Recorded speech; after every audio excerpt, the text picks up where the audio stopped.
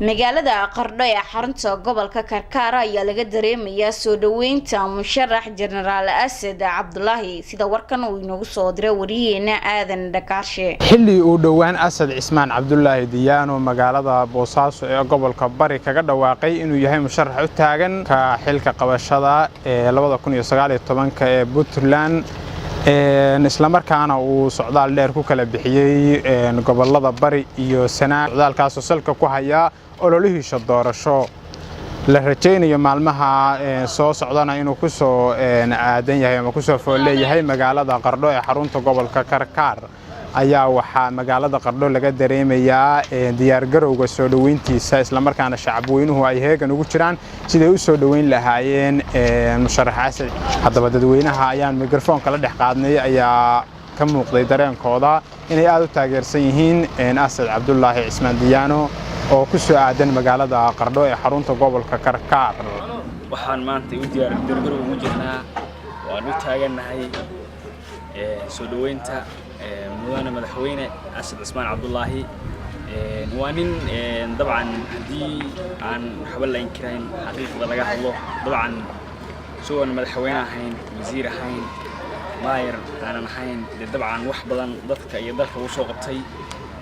sida aynu wadagnahay ama aynu wada joogno dhirta bilicda quruxda badan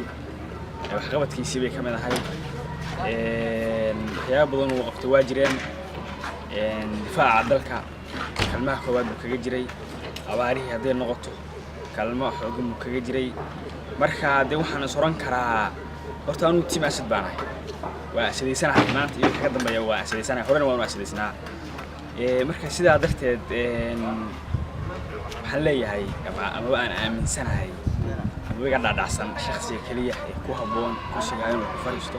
dadkiisa iyo dalkiisa diintiisa difaaci kara oo qaban kara inuu yahay Asad Cismaan Cabdullaahi wuxuu ku soo wajahan yahay asbuuc maalmahan soo socda isna magaalada Qardho waa soo dhaweynana insha Allah hadii Ilaahay idmo si waan taageersanahay waan ku taageersanahay inuu sharaxo dhalinyarada iyo gobolka Karkar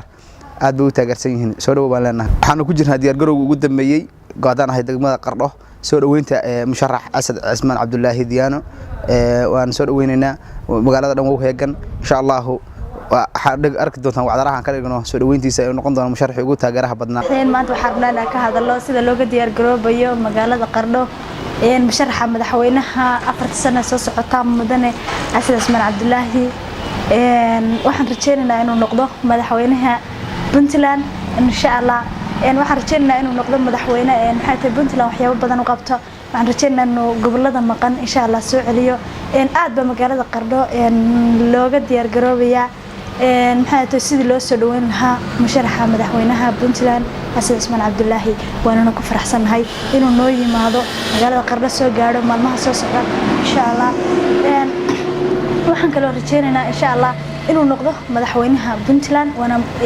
nin dhalinyaro dal jooga maxay dalka wax badan u qabanaya dhalinyarada maxay sidoo kale dalka gobolada maqan soo celinaya waana ku faraxsanahay oo dalka in badan ka soo shaqeeyay amniga wax badan ka soo qabtay haatan u taagan inuu qabto jagada madaxweynenimada Puntland waxaan ugu baaqayaa bulshada dhammaan reer Puntland inkaas waa nin maanta ka tarjumi kara baahidiina dal jooga xogogaale khibrad u leh ma garanaysaa waxa weeye baahida amniga baahida bulshada dhinac kasta ay tahay horena wuxuu soo qabtay aad baan u soo dhaweynaynaa bulshada reer Qardho waxay diyaar garow weyn ugu jiraa soo dhaweynta murashaxa aad iyo aad gacmaha hore ku soo dhawo baan leenahay Aadan Cabdullaahi Dhakaarshe Somali News TV magaalada Qardho